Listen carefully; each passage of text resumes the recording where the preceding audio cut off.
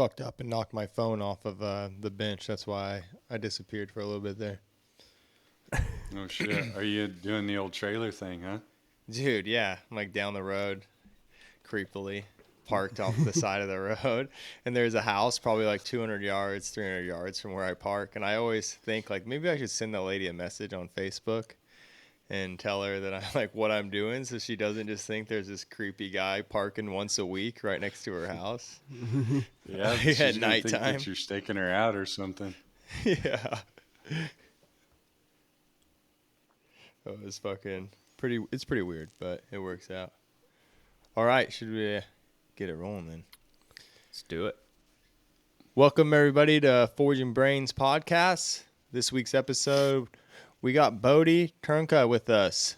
Bodie is the son of Craig and also a huge part of the WCB and what it is. Bodie's also done quite a bit on his own in the horseshoeing world, and so I was pretty excited to hear from him today. How you doing, Bodie? Yeah, good, man. I'm excited to be here.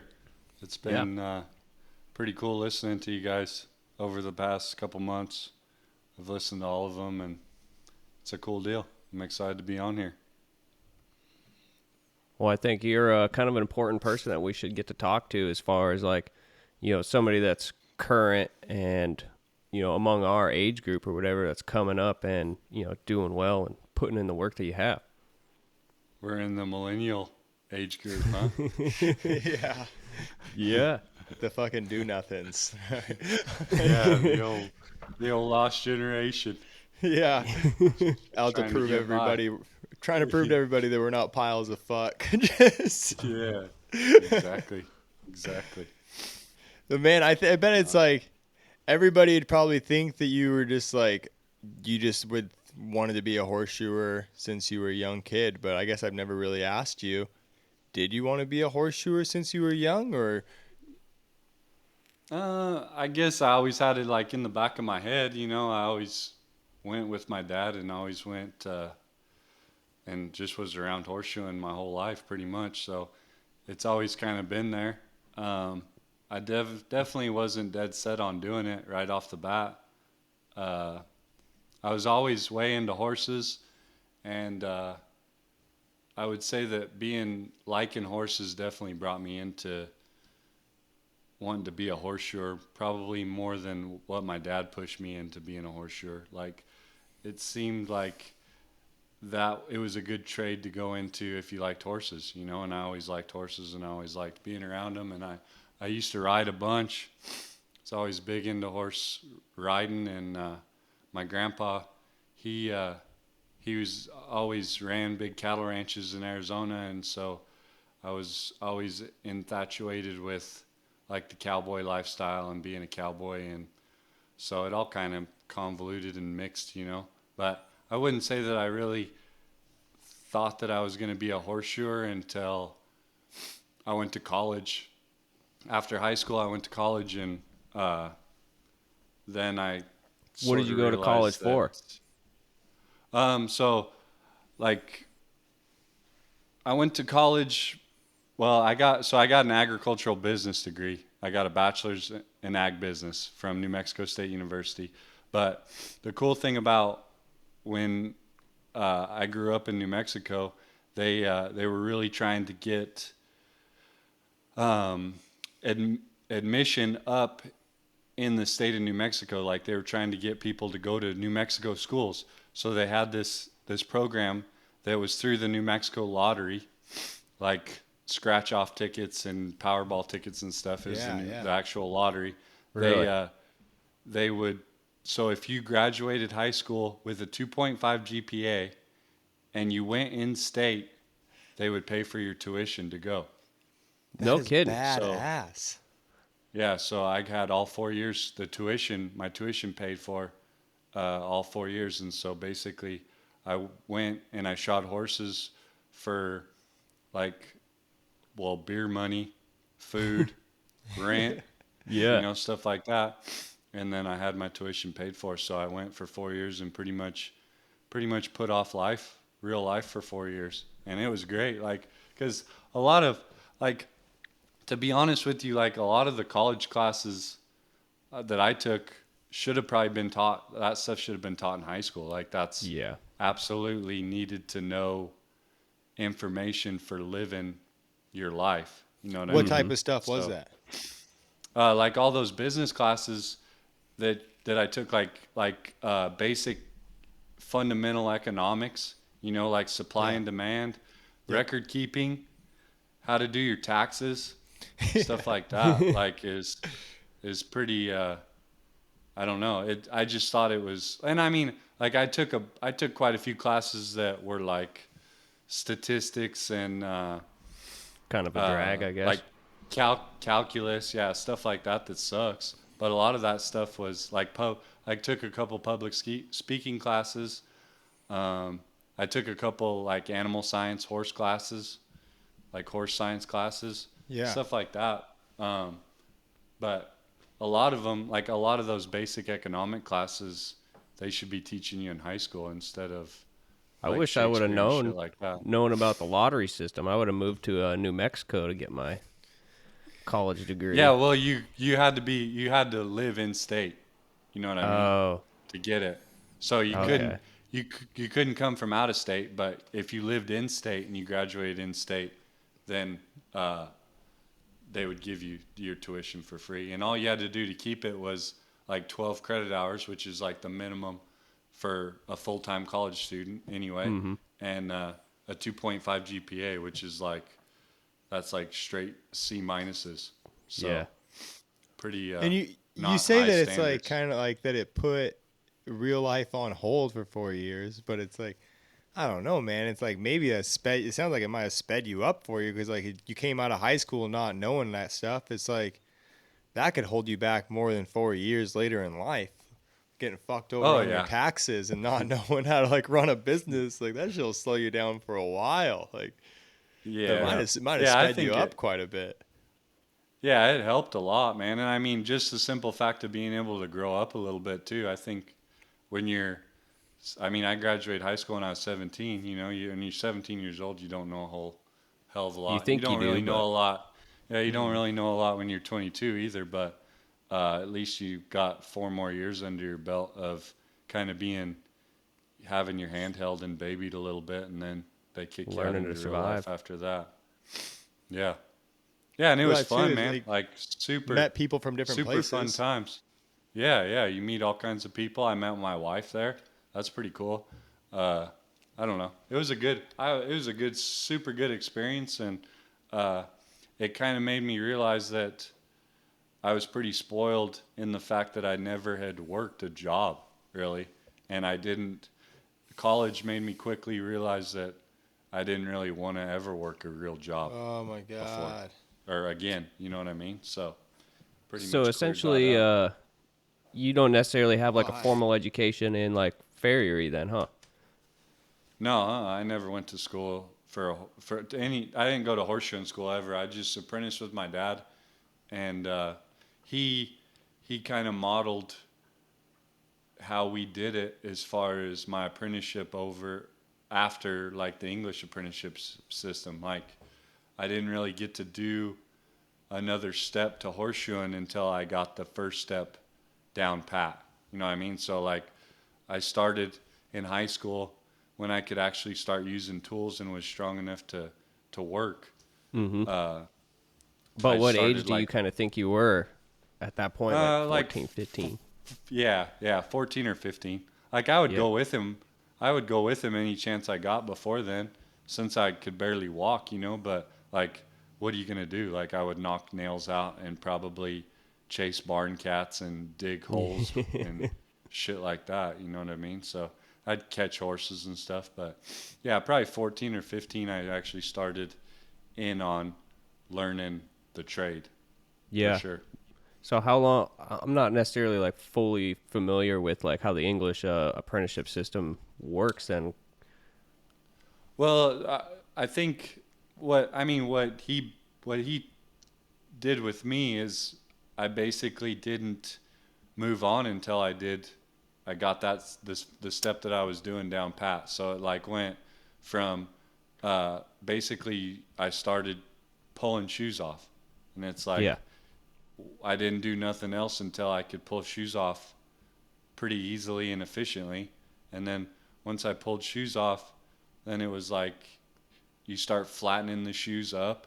Mm-hmm. And if you can bring them, you kind of do that until you can bring a shoe to them that's flat. And it's Yeah. like little baby steps like that. And then once you get past that step, then maybe you can uh, start knifing some feet or rasping or So something like essentially, it that, you was know? like horseshoe in school, just taught by your dad.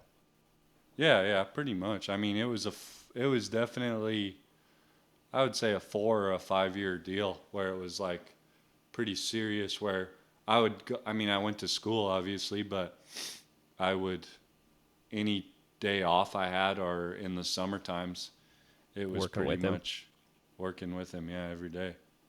So So how far away was like New Mexico State from like Edgewood? Were you like able to? Were you picking up horses by the time you graduated, and like shoeing some on your own? And then like was the business different? Like when you would shoe some on the side when you're going to college, or was it kind of the same region? no, it was totally different. Like it's probably 3.5 hours Oh south, yeah. straight south. So where I went to school is like right on the Mexican border. Oh dang. And Edgewood is like right in the middle of the state. So Yeah. it was totally different clientele. And like, I mean, school, I did a lot, like shoeing horses down there. I did a lot of like college rodeo horses and did quite a few. Like, New Mexico State had an equestrian team, but like on an equestrian team, you don't ride your own horse, you ride the school's horses. But a lot of Mm-hmm. those equestrian team chicks had their own personal horses down there that they could ride on the side. So I shot a bunch of those horses, and then I would pick up a few like local horses too Yeah. in the area that just like Just I as don't like a know word of by mouth type deal. yeah, word of mouth thing. Like, and you just like, I mean, Rachel, my wife she worked for the school, and she would work like in the afternoons, for 3 hours in the afternoons every day, and like at the end of the week she would have like $250 or $200, and like I could wake up on Saturday morning and go out hungover and shoe 3 horses and have $300. You know what I Yeah. mean? Yeah. It was Just in a like, day. yeah, it was cake, man. So it was like, and it, like, shoeing horses part time is hard, man, because I was like, I can remember, like, your hands are soft Oh yeah. and you aren't in shape for it, and you go out and do 3 horses just all at once at the end of the week. That sucks. Like, I Oh don't yeah. know how people can do that on a normal basis, but uh, It's yeah, it rough. was definitely kind of tough. So Dude, I end up doing that sometimes. Where, like all like it just on my calendar stacks up. Like I only average like 2 to 3 days a week under horses, anyways. So then I'll have like a yeah, week where like I have nothing, and then all of a sudden like I'll have a week with like 5 days, and like some of those days are just stacked up. It's like, oh, it kills me. Like it's not yeah, good for at all. yeah. It sucks Y- when you go on vacation, man, and you got 4 or 5 days away, and then Yeah. you have to go back and slay a bunch when you get home. It's That's a my least bummer. favorite part about vacations. Is having to go back Yeah, to work. yeah. No joke. No joke. You had that sweet rig too in college. Yeah. Yeah, Like The I yeah, old just square remember body. that, like the cowboy fucking deal all slid back. yeah. Yeah, That it thing looked was like a money. cake. Looked like a cake feeder on there. That's what everybody would ask me in cruises whenever I was at school. He's like, "You got a cake feeder on the back of that truck?" It's like, no, that's fucking. It's a Horseshoe. horseshoeing rig, by God. My God. Yeah, yeah. So me, when I think my first semester down there, I started to get, or one of Dad's customers had a daughter who was taking some horses down there to school, and they wanted me to shoe them when I was down there, and that was like the first horses that I was going to shoe at college. And so Dad was like, "Well, you probably need something to shoe out of if you're going to do that." So Oh. we uh, we made that. It's like basically a headache rack, and then we got that idea. There's a dude in Canada, Aaron Steves.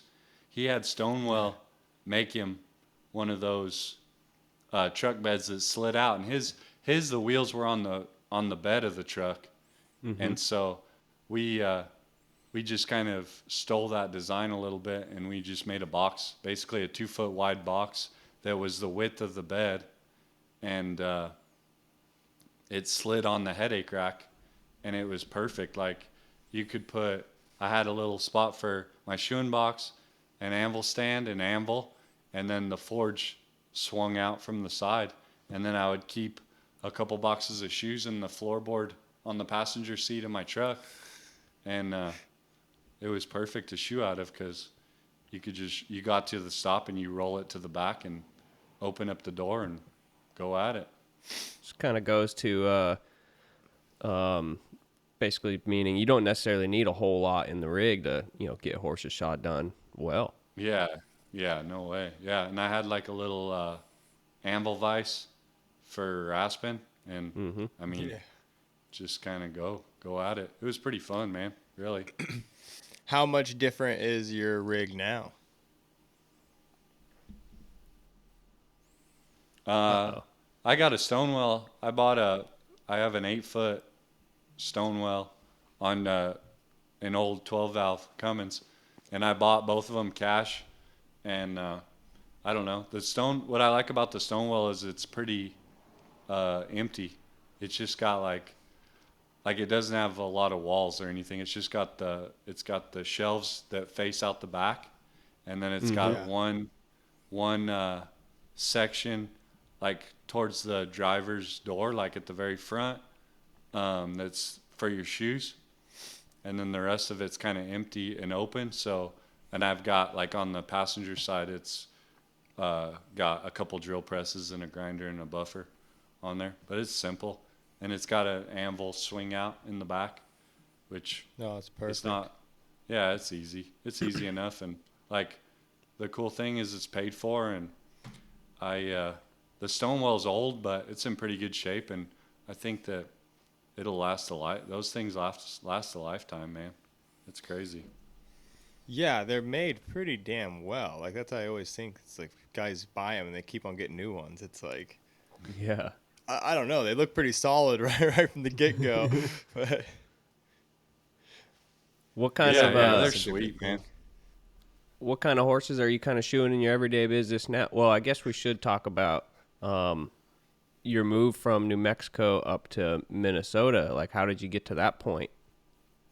Yeah, so like when I would say like my junior year of college, I started to think about the future a little bit more, and think about like if I'm going to shoe horses for a living, that I probably need to exit New Mexico, because New Mexico's it's got a bunch of stuff going for it. It's great, but as far as like any kind of wealth or income, it's not a great place, So I think that if you want to get any kind of money to shoe horses, it's just not a great place. If you have a fresh start and you can pick anywhere in the country to go, New Mexico probably wouldn't be a good spot. So yeah, I just knew that I had to get out of New Mexico if I wanted to accomplish what I want to accomplish. So anyway, I basically started looking for places, and I kind of kept an eye out, and I went to a few different places and rode with a few guys. And then my dad went to Terry Dawkin. I don't know if you guys know him or not. Gavin, you might know him. Yeah. You were around when Terry was around, but I don't know if Riley was. Yeah, I've met Terry quite a few times now. Oh, all right. Yeah, so he had been going to the WCBs and competing a bunch, and my dad went and hung out with him for a couple days after a contest. I think it might have been after Madison one year. Dad went up, and Terry just wanted to pick his brain, and so Dad kind of went and hung out with him for a couple days. And Terry was just kind of telling him about how they were kind of shorthanded on farriers, and he had a big old business and he was looking for some help.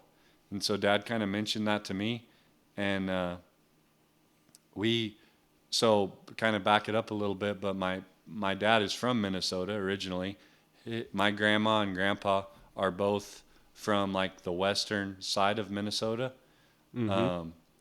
And so he went to horseshoeing school here. Dad went to horseshoeing school here, and he grew up. Well, his parents moved when he was 5 years old to Albuquerque, Oh, okay. and so he's got a bunch of family here, and I've got a bunch of family here. I'm not real familiar with a lot of them, but they're big farm families, and so when I was a kid, we would come up quite a bit and visit.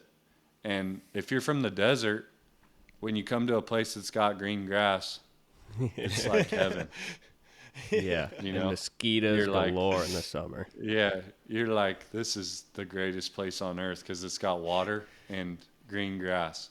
So Yeah. I always, and I always thought it was beautiful. Like what people don't realize about Minnesota is everyone thinks it's like Iowa, like flat and just cornfields, and it's really not. It starts to get into, uh, like it's a real good mix of forest and farmland and river valley. Like there's Yeah, the Oh Mississippi, yeah. the Mississippi River goes through, the Minnesota River goes through, and the St. Croix River all go through Minnesota. it's And the land of 10,000 lakes, right? yeah, there's lakes everywhere. Yeah, lakes everywhere. So it's kind of a cool spot. And I knew from living in Las Cruces, going to school on the Mexican border, I knew that I didn't want to live somewhere that hot. So Yeah. I Yeah. just happened to choose a lot colder place. But anyway, Terry was Yeah, the cool enough. I opposite. talked to Terry. Yeah, I I talked to Terry on the phone, and he was cool enough to like offer to just let me give it a try. And so I flew up there my last year, or I guess it would have been my last semester of college. I flew up there probably 4 or 5 times, and we shot horses on the weekend just to make sure that we were gonna like get along and it was all gonna be good. And he was pretty, pretty cool dude, and I got along with him good. And Were you uh, nervous at all on that first trip going up there? oh yeah, yeah, I was nervous because I didn't really like I'd met him and hung around him, and but I didn't really know a lot about him, and I I'd been with a bunch of other like a few other farriers shoeing with him, so I kind of had an idea of what to expect, but I didn't really know. So luckily, it all kind of fell into place and worked out, and I graduated in December of 2014, and then I waited till May when the winter was over, and Yeah, me and good Rachel idea. got the biggest budget rental truck we could get, and we put my Chevy on a car hauler trailer and drove up. Just one rig. So yeah, well she drove her car Oh, behind, okay. but I drove the biggest budget truck you could get, and then like those car hauler trailers, that was the like my Chevy is the longest possible pickup you can get on one of those car haulers. Yeah. Like the tires were on all four corners of that sucker, with the whole ass end hanging out the back. It was kind of crazy, but and luckily, what was cool is that budget or the rental car or the rental truck, it for some reason the governor didn't work on it, so that sucker would do like 90 miles an hour, and Really? we smoked it up here. It was pretty badass. Yeah, we Yeah, it hauled could have been ass. a cheap fuel bill on the way up. Yeah, it was pretty Was expensive, but oh that well. pretty hard, like, sell to Rachel that, like, hey, at that point, like, she hadn't been there? You're like, yeah, I know you're, like, from this hot, like, nice place. We should go to the tundra. Like, Yeah, to be honest with you, I laid it down pretty heavy right off the bat when we met. Uh, I met her, and like when we started getting like a little more uh, into each other and stuff, I told her right off the bat, I was like, "Hey, look, I don't want to go any further with this if you don't want to move, because I'm moving as soon as college is done. I said I'm getting out of here. So if that don't seem like it works for you, then this probably ain't going to be a good deal. And so she kind of was hesitant at first, I think, but she warmed up to it. And I think, like, when I finally decided that this is where we were going to live, she started looking for jobs, and she got a badass job with the federal government right here in Minneapolis right off the bat. So, and it's one of those opportunities that I don't think she could have ever gotten in New Mexico, you know? So it worked So out good everything for worked her, out too. well. Yeah, it was good. It was kind of a leap of faith, man, because it was like you don't really know what to expect. And I didn't have, like, I mean, as you guys know, when you're shoeing horses, you don't ever have like a steady income, like when you're starting out. So I was pretty reliant on Terry to work for him at first, and then I kind of got the ball rolling from there. But I didn't really know what to expect. It was just kind of took a leap of faith, and it all worked out, luckily. Had you and Rachel lived together before you guys moved to Minneapolis, or Yeah, was that yeah. like the So first? I had this badass setup in Cruces where I rented this like mother's-in-law quarters. It was like a mini house, and it was like seriously probably like a 10 by 12 house, like all by Yeah. itself. And it My was in this carport old, tent that I forged out of is bigger than that. yeah, exactly. So it was in this old school motel, and they had converted it to an apartment complex, and it had like this little mini house in it, out of the side of it. And these people, I rented this mini house for like 300. It was $300 a month is what I paid for it. That And, is cheap. and so then Rachel lived in this badass apartment complex that was all cushy over on the other side of town. And she had happened to just what you're having happen, Gavin, is her landlord was sold it. So they Oh. kicked her out like in the middle of her lease. Damn. They just were like, you got to move out. And she was like all freaked out and kind of flustered and didn't know what to do. So, and about that same time, those at the motel, the old school motel, it's like an old school motel with a garage, in where you Oh, could damn. like your room came with a garage like in the 60s or whatever. And they'd converted the garage into another room. And so they had these apartments in there. And about the time that Rachel got kicked out, one of those apartments came up for rent, and it was like double, like $600. I think it was like $600 or $700. And so Rachel was like, well, we could just move into that together, and it would be like the same rent. And at first I was like, no way. I'm gonna keep my mini house. And then she finally got her way, and we moved into the apartment together. So, yeah, so we lived in the apartment like a year and a half, maybe, or maybe just a year. And then when we got done with school, like we had to wait. Like I graduated in December, and we didn't move till May. So when we went back to Albuquerque, we just split up and went back to our parents' house, so we didn't have to pay for an apartment for like 4 months. And it was hard, man.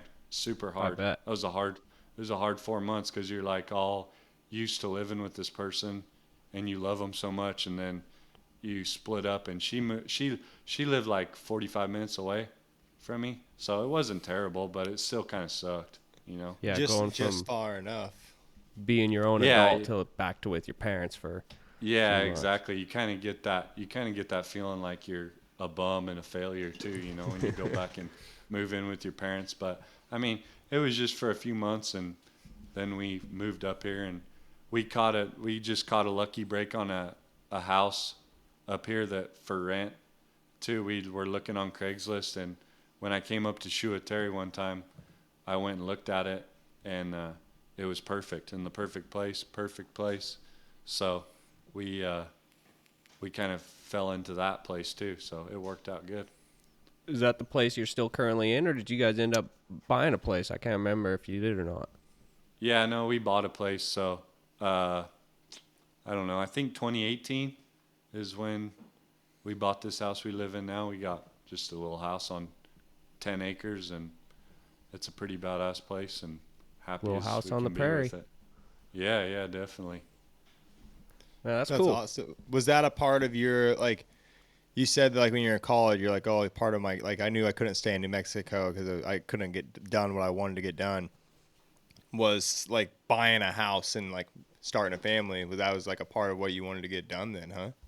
Yeah, yeah, absolutely, man. I think, like, for one, rent, I don't know, like, you go back and forth on rent and buying a house. Like, you can look at it a couple different ways. Like, yeah, you're in all this debt when you buy a house, but on the other hand, when you're renting a place, you're like burning however much rent is every month. Oh yeah. Like, Yep. yeah, and you're not getting anything out of it other than a place to stay, right? Which is pretty important, but you're not getting any equity into it either. So it's like, yeah, on one hand, it's great to rent and not have any risk involved, but on the other hand, it's like, it's better to, I think for us, it seemed like it was better to have a place and put that money into equity every month. And I mean, like, I won't lie to you, it was scary as shit.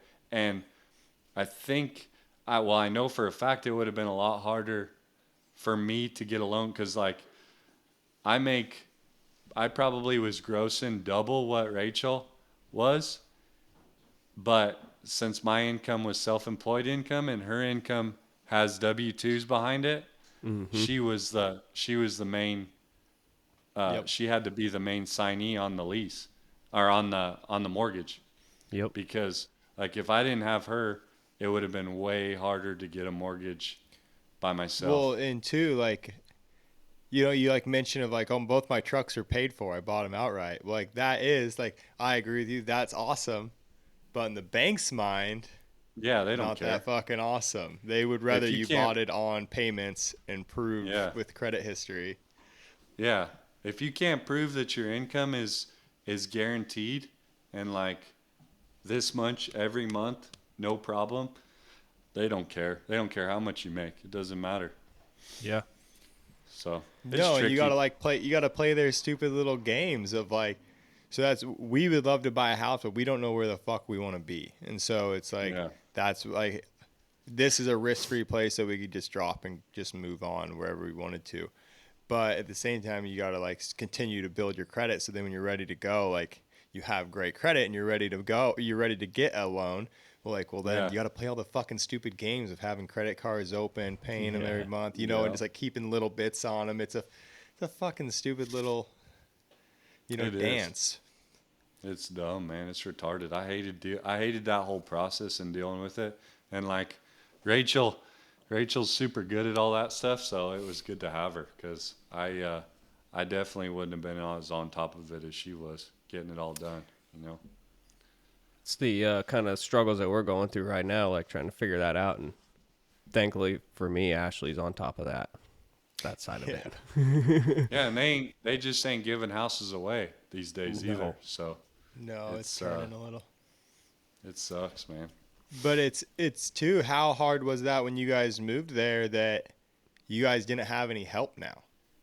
You guys pretty much moved away from Oh, all your help. yeah, yeah.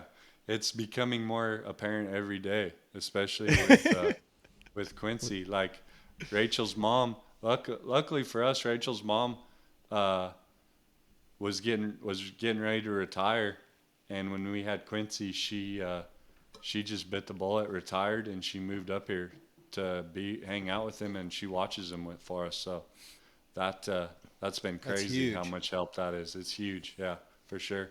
And it's like, yeah, I'm with you, man.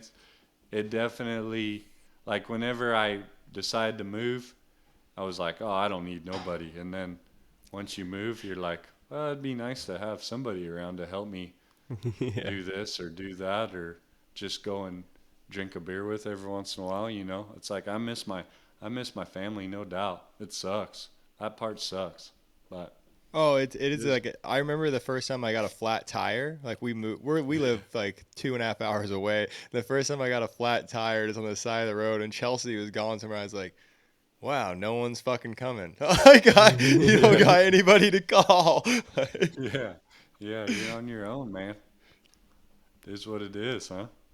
So you think Yeah, but Quint? it's probably like it was like good lesson, or like you obviously didn't fail at it though. It's like you had to just Yeah. keep moving ahead. Yeah, I mean, we're still rocking on. I don't know. It's like I think by now we're pretty used to it, you know. Just kind of I don't know. We always kid around and make fun of each other because neither of us have got really any friends, like local friends, you know. Yeah. But it's like that's kind of what horseshoeing. I mean, I don't know. I like when you hang around horseshoers, you don't really like any other people because they're weak-hearted for the most part. So it's like Yeah, they're you different. get you get used to hanging around horseshoers, and it's like that's who I like to be friends with. Anyway, so So you think Quincy's gonna end up being a horseshoer and following your guys' steps? I don't know, man. Kind of have Still to too see. early He to sure tell. likes to beat. He likes to beat shit with hammers right now. I can tell you that. So he Yeah, I pretty thought that much was really beats on cool. everything he can. Thought that was cool. That little anvil and anvil stand that your dad made for him. That was pretty cool to see. Yeah, Dad's been tricking him out. It's pretty badass. We have it here in our living room, and he whips on that thing pretty much every chance he gets. So, when did you kind of first start like getting into like competitive horseshoeing and going to horseshoeing contests then? Um, well, the first one I ever went to was Oklahoma. Yeah, I'm pretty sure it was the Oklahoma contest. It would have been 2012, I think. Oh shit! Uh, So you were young then, huh? Or no? yeah, I mean, I was Yeah, you'd have I to be like was 20, 20. 20 years old. Yeah, so I was pretty old. Like, I didn't, to tell you the truth, uh, when I was in high school, I didn't make shoes hardly at all. Like, I never did. I never was, Dad was always out in the shop. He was always doing stuff, making shoes. And I rode. I rode my horse quite a bit. Like, when I was in high school, I was into riding horses. So that's what I would do. And, uh, so I really wasn't ever in the shop. And then, like, it didn't really hit me until I started to think about doing this for a living. I was like, well, I'm kind of behind the eight ball because if I'm going to do it for a living, I need to get into competing and shoemaking.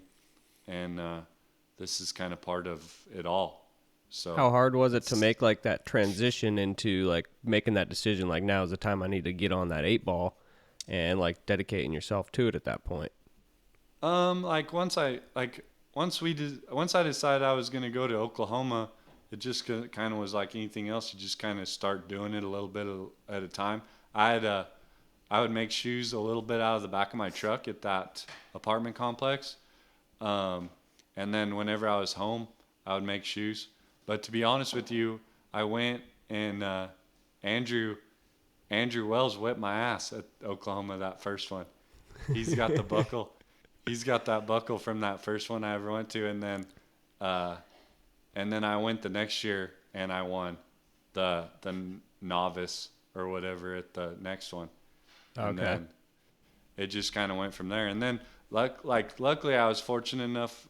Calgary was still happening in those days, and my dad was still going full wide open to Calgary, and like I didn't deserve it, and I probably shouldn't have gone, but uh, I mean I was going anyway. I went to Calgary pretty much all the years that Dad ever went, but uh, like those I don't know what years they would have been exactly. It would have been like maybe 2013, 2014, something like that. Oh yeah, because didn't you do like the 3-man draft with Chad and your dad? Yeah, Or the no? four man. It was a Or the 4-man 4-man? draft. Yeah, so I got to compete a couple times there, which which was real awesome. Like the first year I went, the shoes were crazy tough. So I did like the heart bar class, which was like the 20-minute Eagle Eye heart bar class, and I did the 4-man draft, and then I did the I think there was a 2-man. I did the 2-man shoe or horseshoeing with Dad. I think those were the only classes I did. I didn't do any of the forging classes. And then the next year I did them all. And it was fun, man. Super good. Like, just hanging around all those dudes is pretty badass. But like I said, I was nowhere near probably deserving talent-wise to be there, but I got to go. Was it so I went, invitational at and it that was point? fun. No, not invitational. No, I'm sure that they had a limit, and I don't, to be honest with you, I don't know if they ever got to their limit or not, but um, I always got in because I was Craig Trnka's son, so there. That's something like Riley and I have talked about, like amongst ourselves and with some other people, is like that kind of ended kind of once we got like fixated on it and like wanting to get into it. And that would have been kind of something cool to go and see. Oh, it was incredible, man. I've seen some of the craziest shit ever there. Like, they're badass. Like, there's all kinds of stories I'm sure you'll hear from a bunch of people, but like, probably one of the, like I say, I've been going since I could probably walk up there, but one of the most incredible things that I seen when I was like coherent, like, and could understand what was happening was I think it might have been it was the second to last year, I think, they had like the full contest, was when Verini won, and he won the top 5 horse, and he nailed his hind shoes on, nailed and finished them in 4 minutes and won. Holy shit. Both of them. Both hind shoes, yeah. Jesus, Pretty, that is whipping. Pretty incredible, man. And that was like, that year the last few years they had the blind judging, so they'd lead the horse. When you wanted it judged, they'd lead it away into a tent, into the judge's tent. And so they would lead it into the tent and they'd judge it, and like, God knows how long it would stand in there. You know what I mean? Like, however long they wanted to judge it. And time kept rolling. Yeah, time kept rolling, man. So Verini gets his shoes fit up and sends it in, and it took him a long time to get it judged and send it back out. We seen it with our own eyes, man. 4 minutes, he nailed and finished them and won. And it was like, though, in those days, they would reset your scores in the top 10 and in the top 5. So once you made the top 10, it was clean slate, and then once you made the top 5, at that point, it was clean slate again. So basically, once you're in the top 5, it was whoever shot the best 2 feet won. Damn, that's wild. And and that he nailed and finished in 4 minutes, and we were like, you go over there and they're perfect nail lines, clinch, badass. It was a badass shoeing job, man. Pretty cool. Well, for all them things to line up like that, basically everything has to be there in order for it to go that quick, Oh, yeah. Yeah, absolutely. It's, as well as anybody, it's got to fit for it to go on like that. So, yeah, that would be pretty sweet to see. When you started making shoes, like, and going and making shoes with your dad, like, obviously he was probably pretty pumped that you were wanting to do it. Was there ever a time where you were like, he's too pumped, I don't want to make shoes with him? Like, you would rather make shoes out of the back of your truck than have your dad, like, yeah, it was like in this, like, always shooting information at you nonstop. Yeah, I think, like, me and my dad get along super good because I'm kind of passive and he's kind of high strung. So we like mix that. pretty good. But we definitely butted heads in like, when he was teaching me how to make shoes and forge and stuff. Yeah, there was some times, and I mean, I probably wasn't the best learner in the whole world, but like, we butted heads like you'd think a father and son would on stuff like that. And it was like, I mean, I don't know, I can't really say it could have been better, it could have been worse, but I think that it just kind of was what it was, But it was, I mean, I think that I'd get pissed, and then I'm one of those people that thinks about it a lot after it happens, and then once I kind of get over the fact that I'm pissed, then I start to realize that, hey, you probably should have done what he was telling you, and then I do what he was saying, and then it kind of goes on, But it's tough, and I think, like, I've learned from a bunch of different people, and that's kind of made me who I am. I'm not just like a carbon copy of my dad, you know. So uh, I've learned quite a bit from him. Like I've learned a shit ton from him, but I've also learned a bunch from other people too. So it, yeah, I don't know, a little bit at a time. Yeah, as you had money living super close, so like Yeah, got to work yeah, with and him a bunch.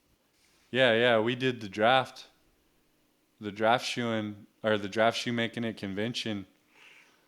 I don't know what year. I'm not that good with years, but I think it was probably 2015, maybe, or 2014. No, it must have been 2014 because it was before we moved up here. And I'd go to Money's house.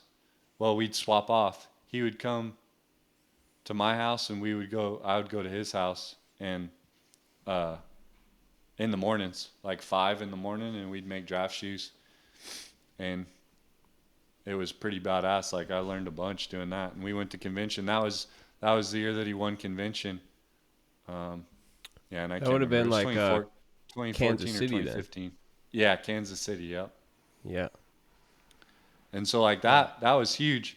And uh, that's kind of what I started.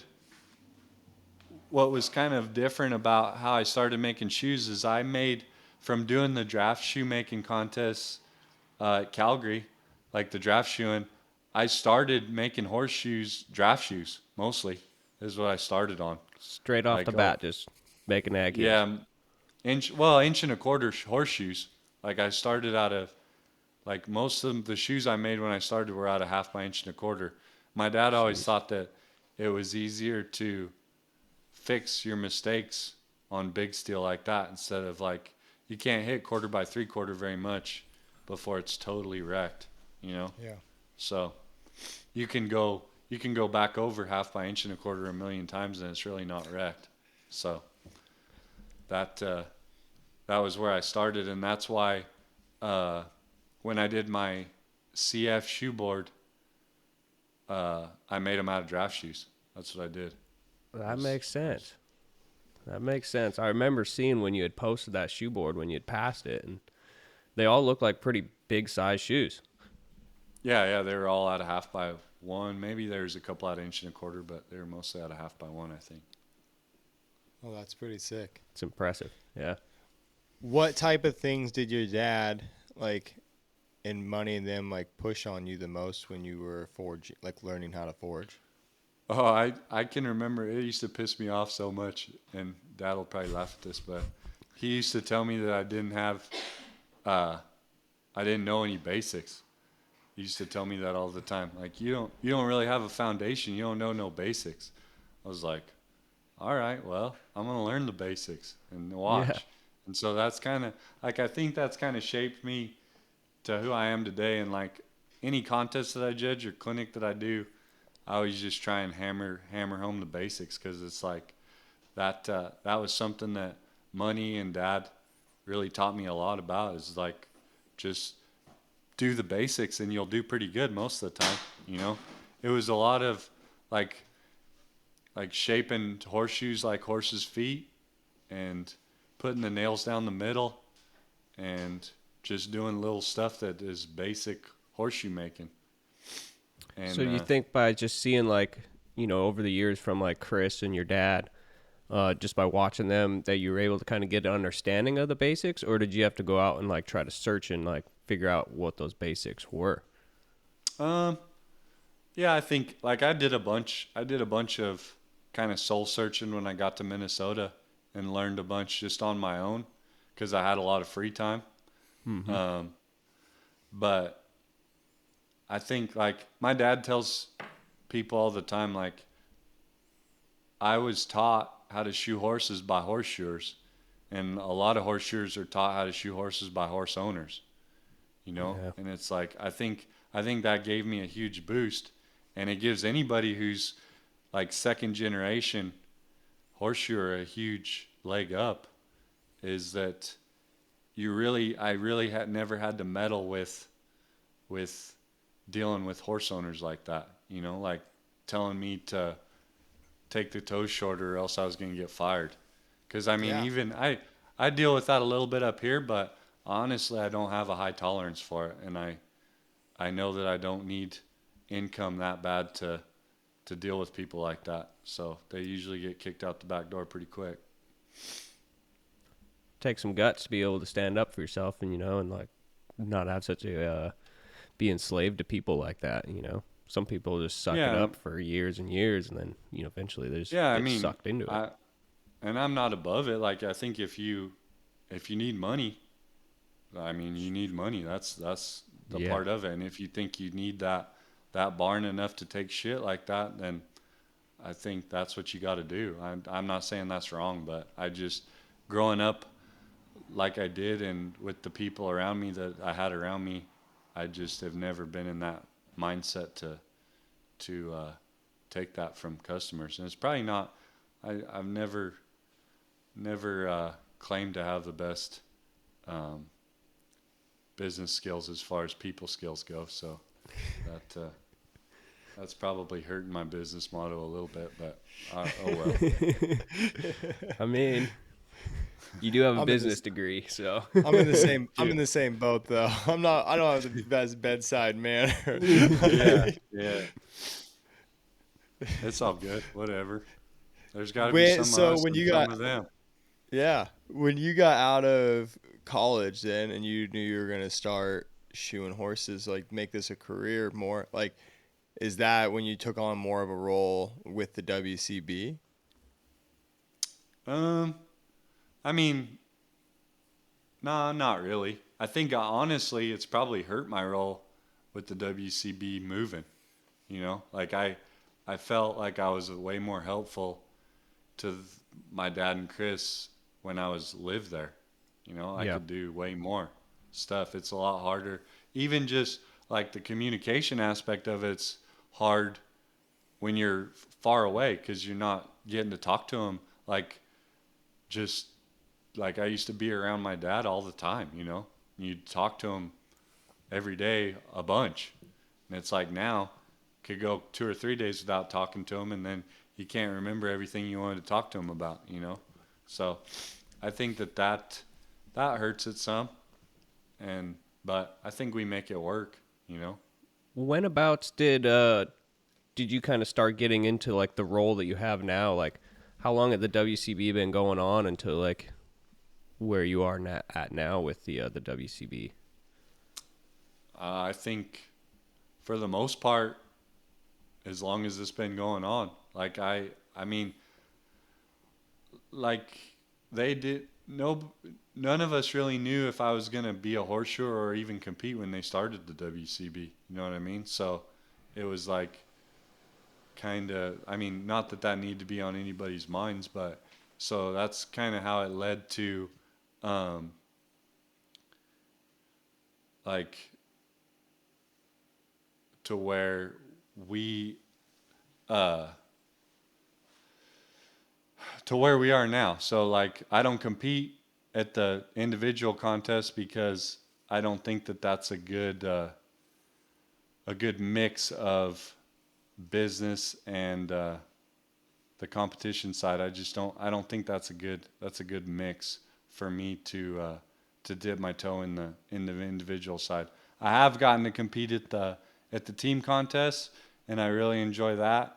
And the way that we keep that a little more split is I've really never been a part of any of the planning or the record keeping or the scoring or anything of the team contests. So, but in the individual contests, like I have my hand in a lot of the scoring and just a lot of some of the stuff that goes on at the contests, and I just would Music. rather myself keep it. Yeah, the music. Just rather keep it separate. I think that. I mean, I don't know. I think that it's best to keep it separate. So Well, and I think it's like it's probably more in your head. Like I'm not sure, it's probably more in your head than it is everybody else's head.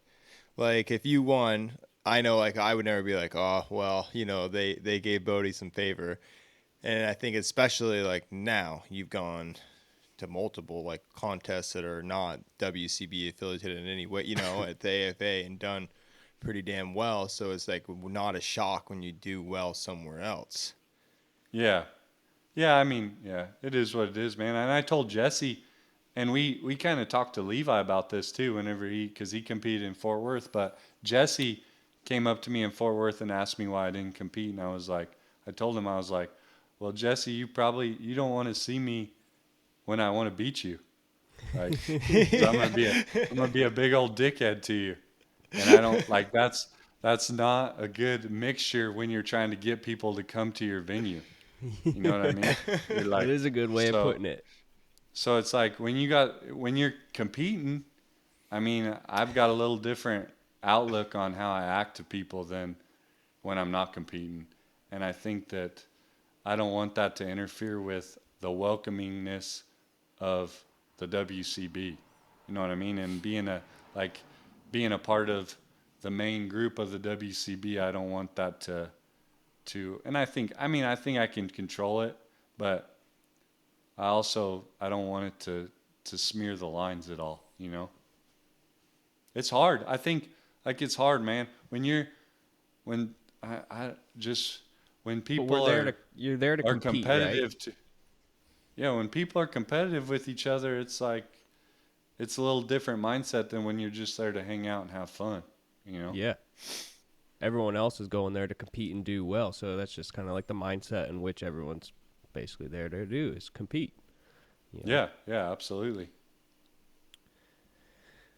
So what do No, but you it's definitely a harder thing though. I'm sure it's like because you are a competitive person and it's like you have to stand around like and you're not standing around, but like you have to watch everybody else compete, and so it Yeah, has well, to be hard to like you want to get in there and do it yourself, you know. So, but yeah, I I do, see where but you're it's coming like from. on the other hand, it's been 15 years and I haven't competed at them at all. So, yeah, like on one hand it does suck, but on the other hand it's like pretty used to not doing it. So, it's like it's not really that big of a deal, you know. Oh, for Just sure. wearing a different hat. Do you think also it's like giving you a different perspective also though? Oh, absolutely. I think it's helped me a bunch because I mean, on the other hand, when you're not competing, you have that different mindset to where Yep. you can observe quite a bit, you know, and you don't have anything else on your mind. And you're not like, for me, when I'm not competing, I don't really care who does good I mean, like, I have your buddies and friend? stuff that I want to do good, that I want them to do good, but I don't really, I think I have a way more like unbiased outlook on everything and I can see stuff for what it is and see where people struggle. And it's like, I don't know, me and Dad we've watched a shitload of horseshoeing contests and you start to see trends and what most people do, you know, where they mess up and you try and put that into your own game plan and not do what the norm is, you know. What do you think is a big thing that you would see as far as like a trend that probably hurts people when they're competing? Like in what aspect? I don't know, during Like like a for go, like something that you see like commonly amongst like a group of people or whatever that you have like implemented into your like practice or whatever so that you don't necessarily fall into that trap. well, I mean, like as far as shoeing goes, I would say that uh, people taking way too long to trim their foot and not making their shoe fast enough, and then like messing their offset up. That's a pretty common thing. I think the biggest thing, and like everybody that comes to my house, uh, I always tell them like the thing you should be fastest at is your the shoemaking part. If you're gonna in the shoe and go, like that shoemaking should be mindless, and you should be able to do it efficiently and super fast. Because if you Mm-hmm. can do that fast, the rest of the go, well, it'll leave you more time to do the hard stuff in the rest of the go.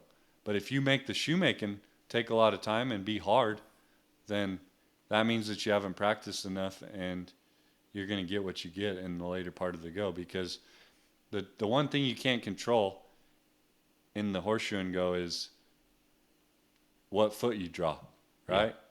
So it's like if that foot's hard to fit, then you should probably leave yourself ample amount of time to fit it. And when you take 6 or 7 heats to make a 3/4 fullered shoe, and it takes you 40 minutes to make it, I see it time and time again. You already lost before you started. Yeah. That's pretty good, wisdom for anybody else that, is trying to get into the competitive world or whatever and is thinking about going to their first horseshoeing competition, right? So when you're doing your guys' like team goes, how much time are you aiming for on your trim and on your shoemaking? Like, let's just say Fa- tool and folder day. Fast as humanly possible. But the trim shouldn't take you any more than 10 minutes, I don't think. Like maybe a draft trim, maybe a little bit more. But we try and trim, like when I've had the Cat 2 team come a couple times to the house, and I always tell them, like, those are the two things that you can be super fast at and leave yourself time at the rest of the go is trimming, because you do that every day, and shoemaking, which you should be doing every day. So it's like if you can do those two things super fast, then it leaves you a lot of time to fit and score points. Where it's like if you take the second you start taking 20 minutes to trim your foot and 40 minutes to make your shoe, then you're sucking eggs, man. You're not doing very good. Where do you think So people like, get lost at on their trim the most? well, we talked about it at the team practice about a month ago now, I guess, is when we met. The team practice, we had some horses with some foot, and Tom and I were talking, like, you have to get good enough to trimming where you can lop shit off as fast as humanly possible and get down to the point scoring fast. Like you see people pick a foot up and they like start whittling on it, and you're like, that dude's never gonna get that foot trim because he's already. If you take an 8 minutes to whittle on the sole and the frog, like without even taking a nip or starting to get it flat, you're gonna take forever. So like, if you have some foot on your horse, like, I think you gotta throw caution to the wind. Make sure you don't mess nothing up, but get a bunch knocked off of there all at once, and then start whittling if you have time at the end. But I'm not into that whole like pick it up and start whittle on it right off the bat. Like I usually try and get it shaped, get it flat, and then usually I pick up a foot and I'll trim the frog like right off the bat. Just get the rough frog trimmed in so I know where my foot's pointing, and then from there, then I just try and get it shaped, nip it if I need to, get it shaped, try and get it flat, and then I go to cleaning up the bottom of it.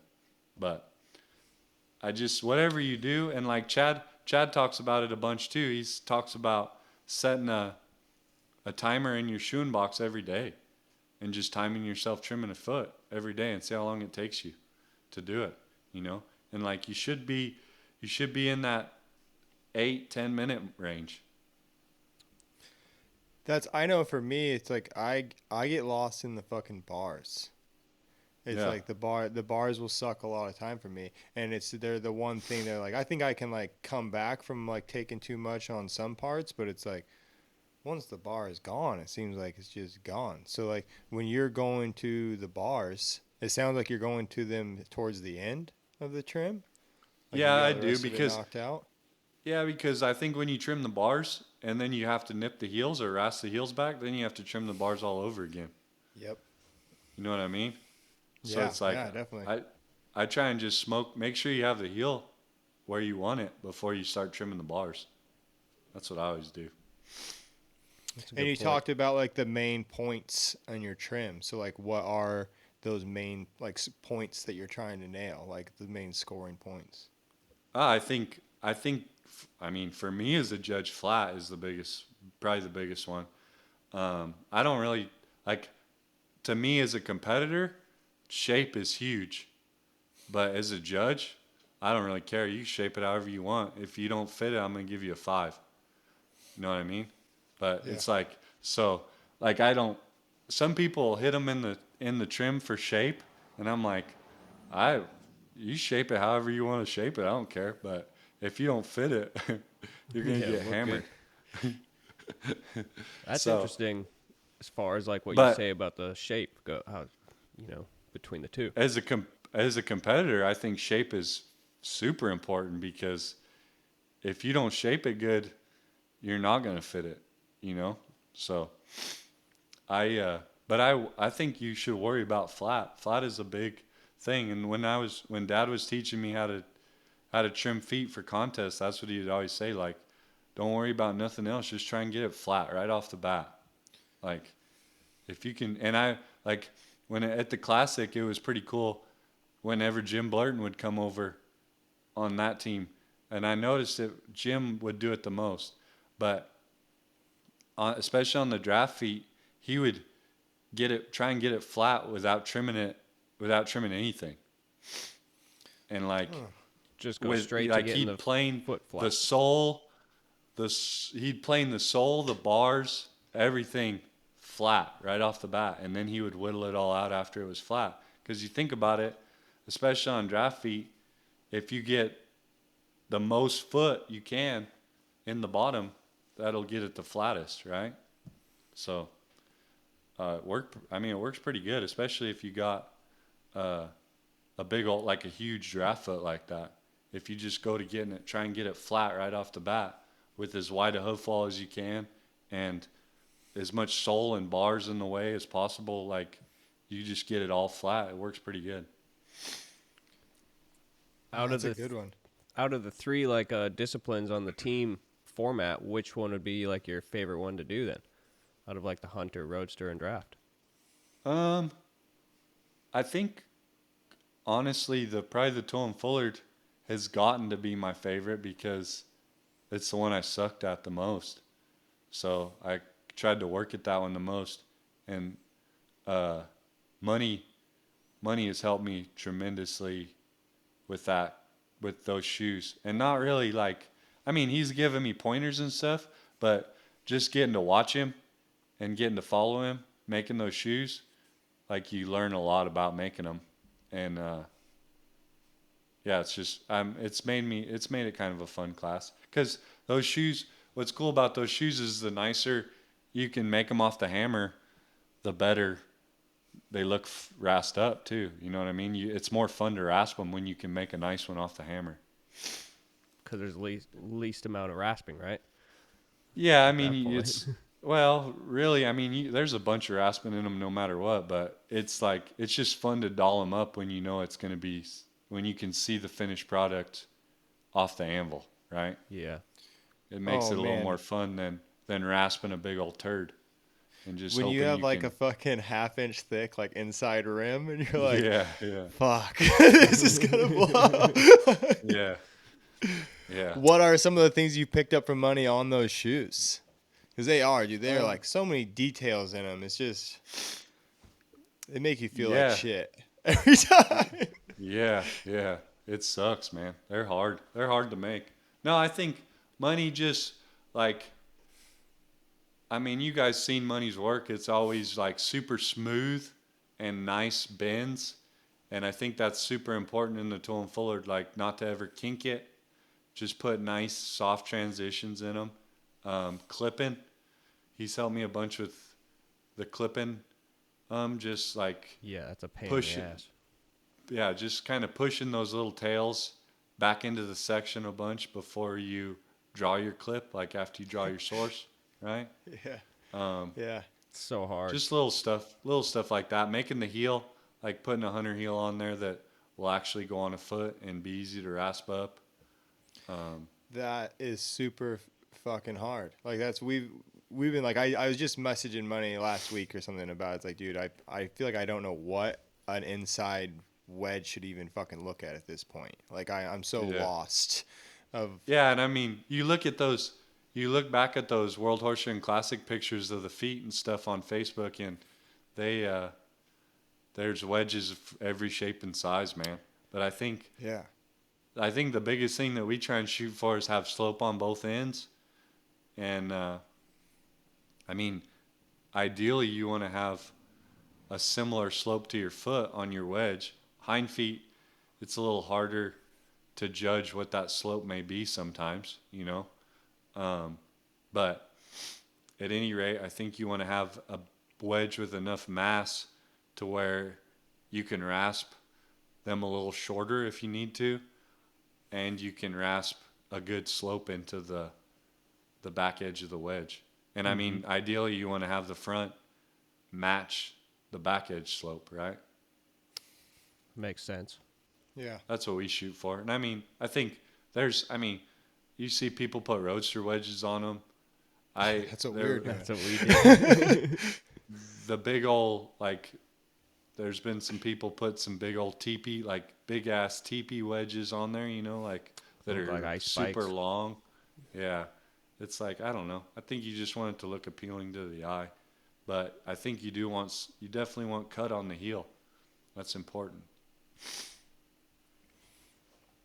So what do you like to do more? Would you rather compete or would you rather judge? Oh, compete. Way definitely compete. Yeah. I had a feeling Judging that's what that sucks, answer man. was going to be. Yeah, I'm not into judging that much. I don't know. It doesn't I feel mean, good for business, does it? Like Nah. when you go somewhere, you're like, I don't think anybody likes me anymore. Like Yeah. I shouldn't have done that. Yeah, and it's like, I don't know. I have to tell myself that not everybody is as like into it or motivated to do it. You know what I mean? Because it's like it's hard to judge people who don't care that much as well. You know, because Yeah. for as many people as you're going to have there that put in a lot of time and effort into it, there's just as many people that don't. So it's hard that way too, you know, because you're like, I don't know. I always think to myself, like, I wish I was competing here because I'd whip your ass because you didn't put in very much effort. So how many years have you been on the American Farriers team now? Well, I did it for 4 in a row. And then I took that year of coronavirus, just happened to step away from it that year, which turned out to be pretty good because they didn't get to do nothing for a couple of years. Yeah. And then just made it again in November. So this would be my 5th. So out of the 5 times, is there any one year that's probably the most memorable to you, or probably Well, I had the can't biggest really impact? Yeah, I can't really count this year because it hasn't really happened yet. But I would say that the first time I was on the team was incredible, man. Like I made it with Tim McPhee, my dad, Jeremy Scudder, and Chad Chance was the alternate, and Andrew Wells was the second alternate, and it was just awesome, like super awesome. I can remember we went to Chad's for the first practice, and I was like probably more nervous than I'd ever been for anything at that practice. And they tuned on my ass pretty much from sun up to sundown, and it was great. Like when you finally, when you get to that spot, I think that's what everybody wants is to get better. So, Absolutely. and they started. It's just amazing how much like they start opening your eyes to little knowledge that you had no idea about that totally transforms the way you look at feet and horseshoeing in general. Like just crazy badass things that they taught me that like, they're probably super simple things now, but to me then they were like huge eye openers. And like that, I probably got more out of that year than any year since, you know, like the learning, the rate of learning was so high that year for me. Unreal. So I remember like a few years ago, I think we were in Chattanooga, and at this point, I think you would kind of like change like into that was the year like the two people got to stay on the team, right? From the following year.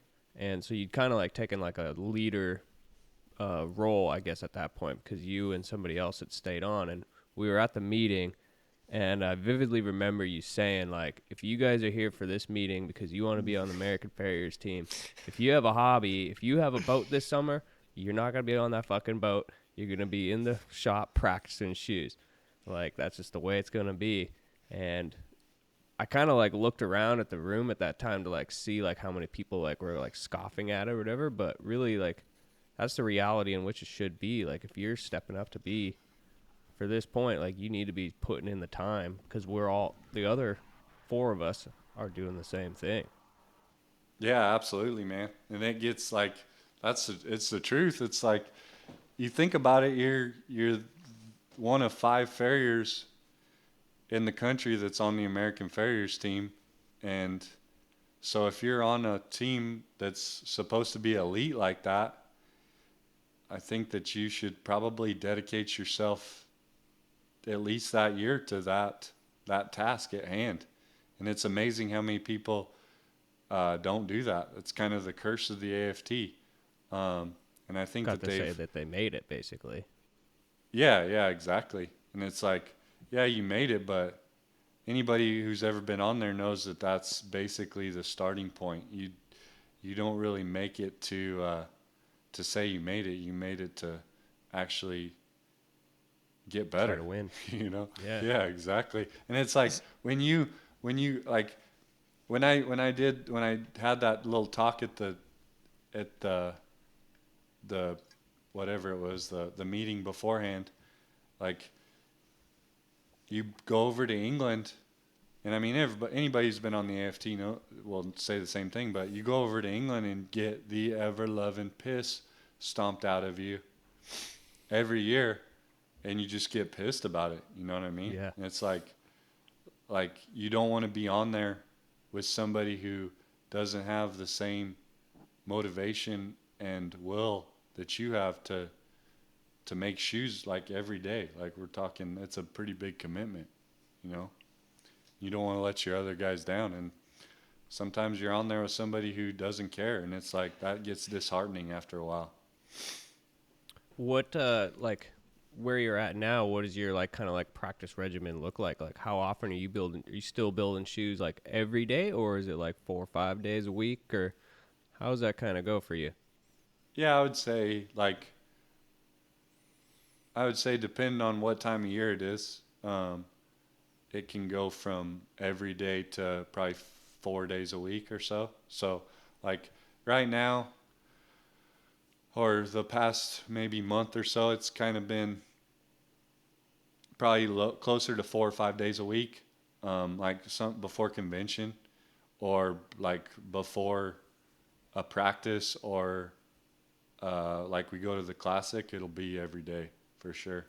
I'll try and get out there. I'm pretty like regimented in the fact that I just know myself, and I know that if I don't feel prepared by the time the contest comes around, I won't do good. So I've just learned to make sure that I've prepared myself to where I think I'm prepared enough to go and do good. So And like, you try to come into that same mindset going to a practice, that you want to show up to a practice prepared. Yeah, absolutely. Yeah, you definitely do, because I mean, those guys, especially this year, that team that we got this year, those guys are coming in prepared. No slouches. So, yeah, I mean, like, honestly, I try my best to just hold on for dear life at every practice, because money just pretty much stomps me into the ground as far as whips the shit out of me every go. And it's like, all right, let's try another one. I got another one in me. Do you think it's weird? Like you've been to a bunch of colleges, and something I was thinking of when you were talking about like how the AFT works. I was like, do you think it's weird that we decide these teams through individual contest instead of getting these teams made through like how people work on a team? Yeah, I mean, yeah, I think it is a little weird. I mean, I think that the WCB, you're constantly doing 2-man goes. That helps quite a bit. Um, I don't know, man. It's hard. Like I would encourage anybody to get on a team just of chose like a pick team like you guys are on. Like I think Yeah. there's there's no better way to learn how to compete and how to shoe horses than be on a team like you guys are on. Like there's just Oh, no I better agree way that 100%. you're gonna elevate your skills. You can't do it by yourself. You can't do it at a forge night once a month. You can't do it any other way faster than being on a team with guys because you just, I mean, you just, you got 3 other dudes that are counting on you to do good, and when you don't, they get pissed, you know? Yeah. Well, I think that's a So, lot of it is like that when you're on an individual, even though it's like if going to an individual WCB, I'm a little bit like, well, I'm just letting myself down. I'm just taking from myself. It's easy to be selfish while you're there in an individual go. Even when you're doing the 2-man, you're like, well, he's just my fucking striker. It doesn't matter what he's doing anyways. Where then you go to a 4-man, it's like each guy matters, each guy's time matters, and you have to get the fuck out of the vice. You gotta get out, like you gotta get off the horse. Like it is a completely different deal. It helps me a ton because there's ball spots I was really sucking ass at and competing. It's not like I'm great now, but it helps having somebody that depends on me or is counting on oh, me. yeah, absolutely, man. It's like, yeah, I think you ain't worth your salt if you don't, like, if that don't push you forward like it should. Like, you should try and be striving to be great for yourself, but you also need to be great for your teammates too. That's a pretty important part. Like, I think that's what's cool when you're on a really good team. That's what's cool is all 4 guys are that way. You know, they're Yeah. all nobody wants to let anybody else down, and I think I've been lucky enough to be on a few teams like that, and it's a pretty awesome feeling, no doubt. So how do you handle it all? Like it's so like right now, man, you got like a lot on your plate of just like you got the WCB that you feel like you don't want to let down and help going. You got Rachel and Quincy, and you got this team. Like that's a lot and a business on top of it. So like how do you kind of manage it? Yeah, it's a bunch, man. I don't know. You just kind of just can't really be weak-hearted, and you got to do it all. You know, I think people can come up with a million excuses on why they don't want to do something or why they don't want to get out. But it's like just kind of got to put your head down and keep on pushing. It's all priorities. You know, if you don't have your priorities set in the right spot, then you're not going to do it. You know, it's I don't know. I think that just kind of try and get it all in.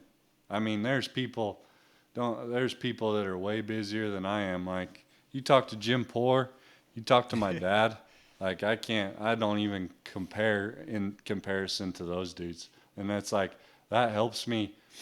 It helps me a bunch whenever I feel like I'm overwhelmed. Is like you just think about people like that, and you're like, you ain't got half the shit they got going on.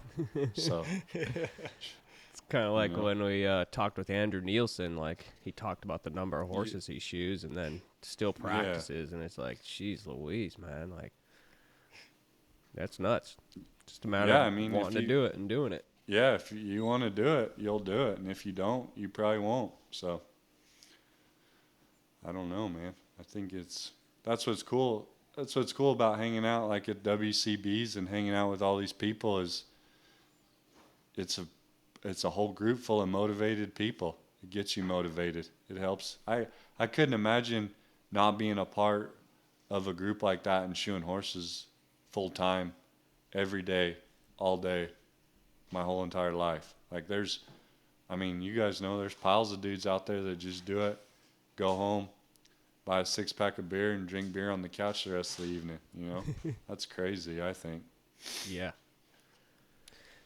Yeah, it's So how does not your good. day look when you go to practice and stuff like that? So like do you try to practice in the morning or do you get it in usually at night after Quincy goes to bed? Yeah, I do. I go out there after Quincy goes to bed. I used to just be habitual and go out there as soon as I got done shoeing. Like I wouldn't even come in the house, especially like in the summertime when it's hot and it sucks. Just better to go out there and get it over with while you're still hot and miserable. You go in the air conditioned house and it starts to take away Yeah. your motivation. But uh, now that Quincy is here, I've changed it up to where I come in and hang out with him in the evenings till he goes to bed, and then we eat dinner, and then I go back out there and make shoes in the evening. So like around this time is usually when I will. Does your like shoeing business in the wintertime there, does it slow down as far as like the number of horses you're shoeing versus trimming there? Yeah, yeah. So like usually January and February are the slow months, couple slow months. It's like it's nice, really. Like it doesn't come to a halt, but it slows up, and it's super nice because there's a lot of shitty days here in the wintertime, and when it's real shitty outside and you don't feel like going and shoeing horses and being miserable, you can just put them off and do Yeah. them the next day or next week. So everybody's pretty laid back, but like November and December are pretty busy because everything that's staying shod is getting winter setups like snow pads and studs, and Are you so having it to like just takes. shoe out in the elements much? Because like I can only imagine, negative 10-degree days like shoeing out there. Like fuck that. Yeah, like I I do a few. I go to a few places where you're kind of out under a lean-to, but most of the time it's everybody up here who's serious about riding and having horses pretty much has an indoor barn, some sort of a setup.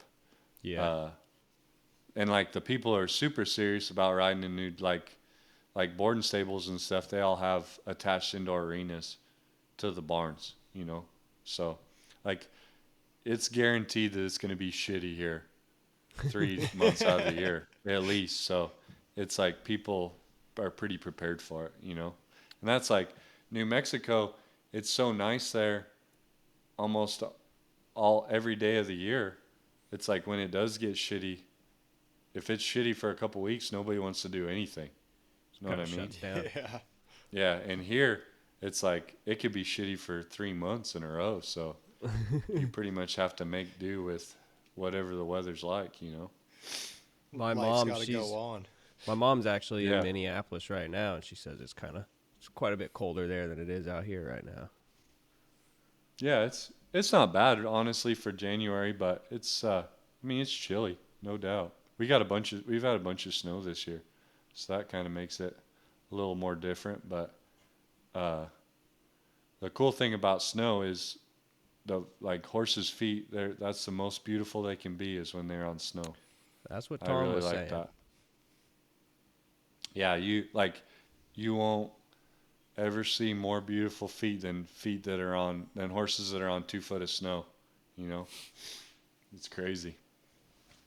Do you like the chores that come with snow now? Like since you didn't have to grow up with them. Um, yeah, I mean it's all right. I snowplow a lot this year because we've been getting a bunch of snow, but it doesn't really bother me. I kind of like the cold weather to tell you the truth. I hate the Yeah. flies. I hate flies in the summertime. Yeah. Yeah. Just Miserable. just sweating in fucking general. Like it's not that great. Yeah, and so like here, like it can get hot here, but people bitch when it's 90 here, which is pretty cool. Yeah. Cause Same as our place. We just don't have snow. We have shitty ass rain, just yeah, nonstop. A lot of yeah, fun. yeah, So how yeah. much what do you foresee for yourself like in the future on how much longer do you think you're going to like still compete? Like any more like goals that you want to try to obtain or anything you want to try to like any other competitions you want to try to win? Yeah, I Or you have mean, your I think sights set on? that the obvious. I think we want to go and win Stonely. That's that's a big goal of ours as a team. Whether it takes us one, this year or a few years, I think that that's our main goal right now is to go over there and try and win. I don't know if it'll happen, but we're sure going to try and make it happen. So, uh, that's probably my biggest goal as of right now. I uh, I had a big goal to repeat at convention, and that happened this last year. So I was happy about that. Like, I mean, I'd like to win it again too.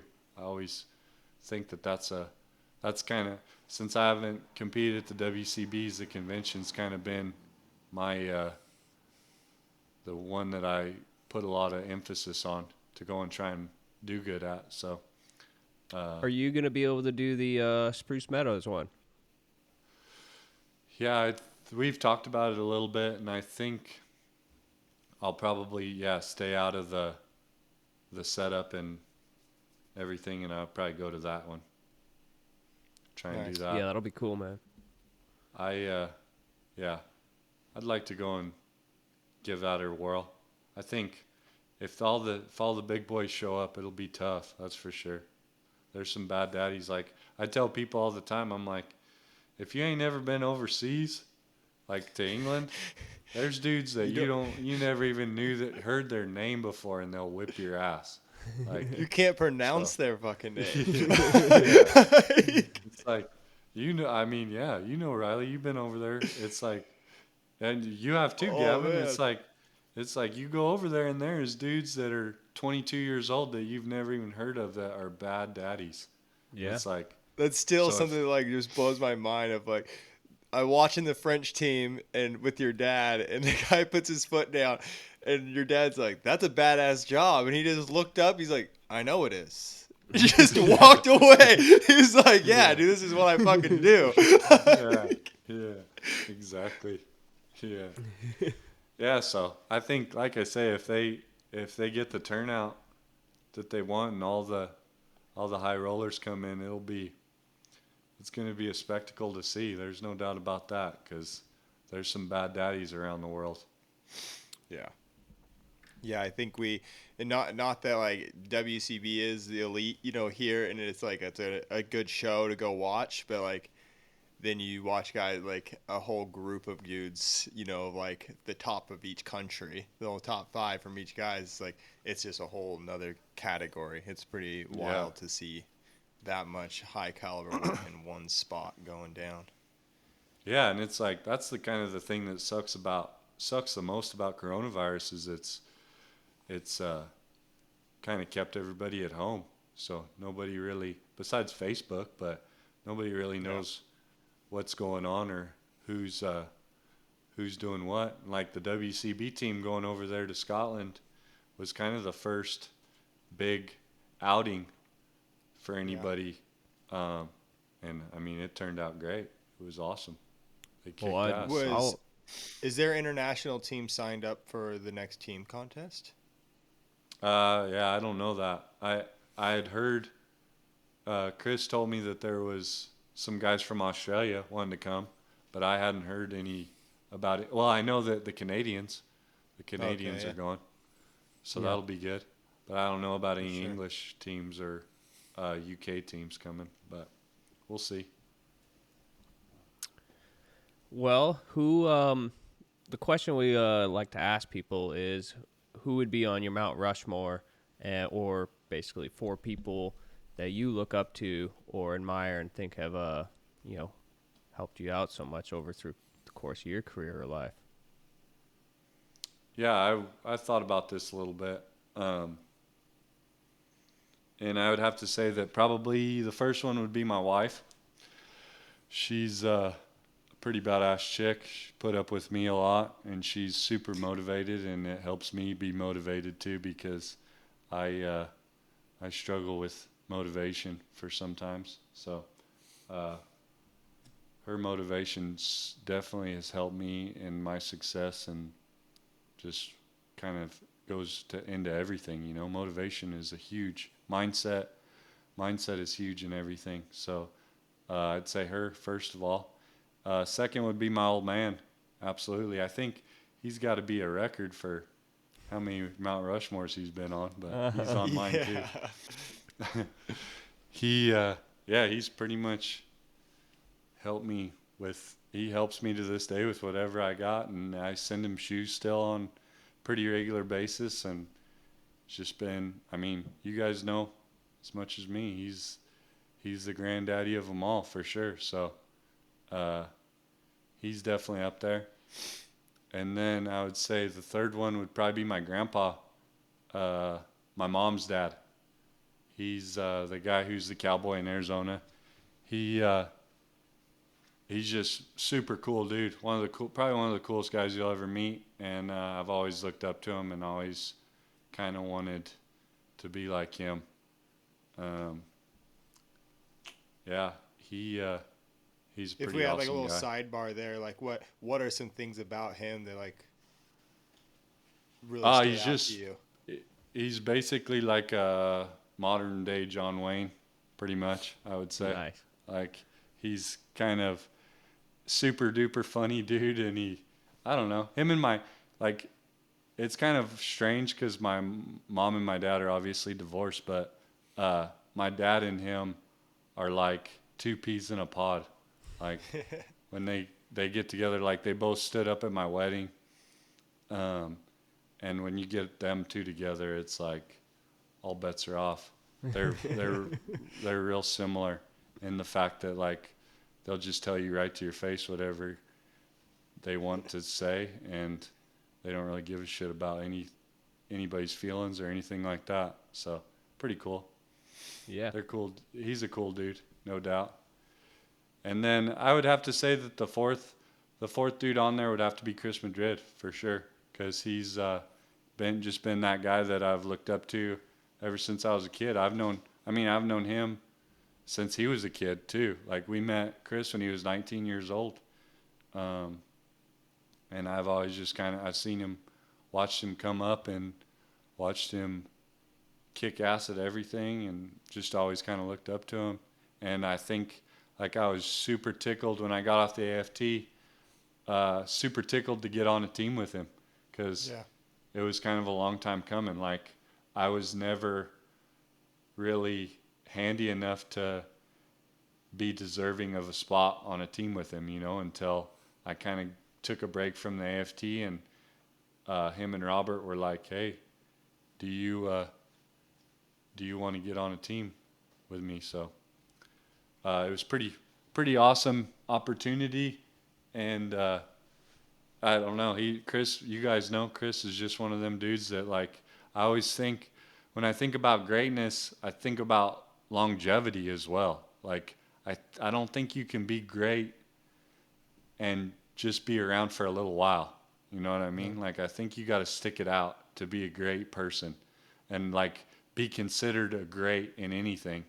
You got to stick it out for quite a few years, and I think Money is the epitome of that. He's stuck it out for a long ass time, and he's he's a winner, man. It's badass to be on a team with him. Yeah, kind of something.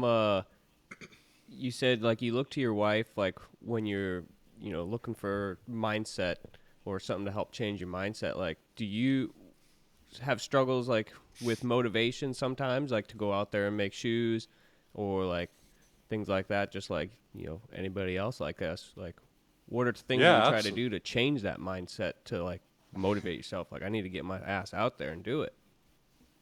Yeah, I mean, I think I kind of touched on it a little before when I said like the my preparedness. That's probably what pushes me the most. Is I know I know for the most part